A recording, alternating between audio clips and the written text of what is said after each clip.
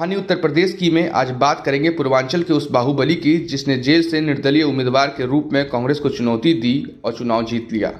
आज भले ही राजनीतिक दल खुद को माफियाओं से दूर रखने का दावा कर रही हों, लेकिन एक वक्त था जब यह दल की जरूरत हुआ करते थे। उन्हें पूर्वांचल के ब्राह्मणों का सिरमौर माना जाता है और हाल ही में उनके बेटे समेत पूरा परिवार समाजवादी पार्टी में शामिल हो गया। यह बात हो रही है हरिशंकर तिवारी की। कहते हैं कि देश की राजनीति का अपराधीकरण उन्हीं से शुरू हुआ था। एक वक्त उन्हें यूपी का डॉन कहा जाता था, फिर बाहुबली राजनेता और फिर वह यूपी की सियासत के पंडित जी कहलाने लगे थे। वह 1985 का दौर था जब इंदिरा गांधी के निधन के बाद पूरे देश में कांग्रेस के पक्ष में सहानुभूति की लहर चल रही थी। उस वक्त हरिशंकर तिवारी यूपी के जेल में बंद थे। उन पर गैंगस्टर एक्ट के तहत कार्रवाई चल रही थी।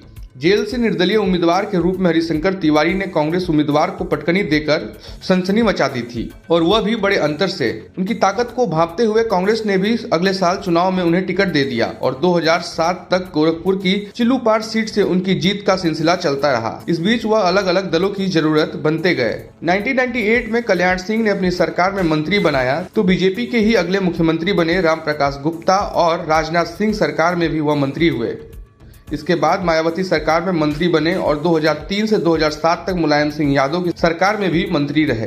पूर्वांचल की राजनीति में गहरी समझ रखने वाले लोग कहते हैं 1998 के बाद हरिशंकर तिवारी हर दल की जरूरत बन गए थे। यहाँ तक कि जब जगदम्बिका पाल सूबे के एक दिन के सीएम बने तो उनकी कैबिनेट में भी वह मंत्री थे। हरिशंकर तिवारी का जिक्र हो तो वीरेंद्र प्रताप शाही का नाम जरूर आता है। जब पूर्वांचल की सियासी दुनिया में बाहुबलियों का प्रवेश हुआ तो इसके सूत्रधार हरिशंकर तिवारी और वीरेंद्र प्रताप शाही ही थे। दोनों एक ही क्षेत्र के रहने वाले थे, लेकिन वर्चस्व की लड़ाई को लेकर जमकर अदावत भी थी। 1980 का दशक ऐसा था जब शाही और तिवारी के बीच गैंगवॉर की गूंज देश विदेश तक सुनाई देती थी। 1980 के दशक में छात्र राजनीति का वर्चस्व बढ़ा और गोरखपुर में ब्राह्मण और ठाकुर की लॉबी शुरू हुई।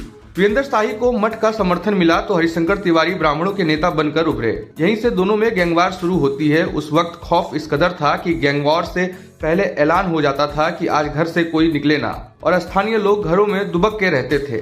बाहर फायरिंग की आवाजें आती थी और कई लोग मारे जाते थे।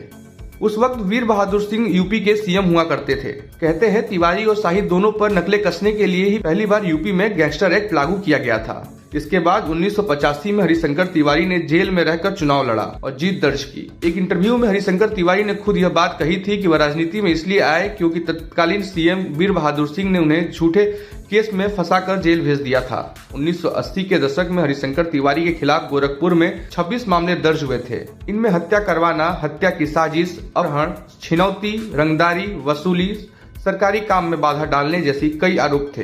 हालांकि किसी भी केस में वह दोषी साबित नहीं हो पाए।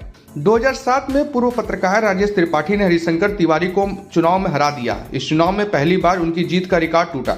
राजेश त्रिपाठी बीएसपी के उम्मीदवार थे। इसके बाद 2012 में उन्हें दोबारा हार का मुंह देखना पड़ा और शिकस्त खाए। 2 बार हार के बाद हरिशंकर तिवारी ने अपनी राजनीतिक विरासत बेटे विनय शंकर तिवारी को दे दी। आज के पॉलिटिकल किस्से में इतना ही।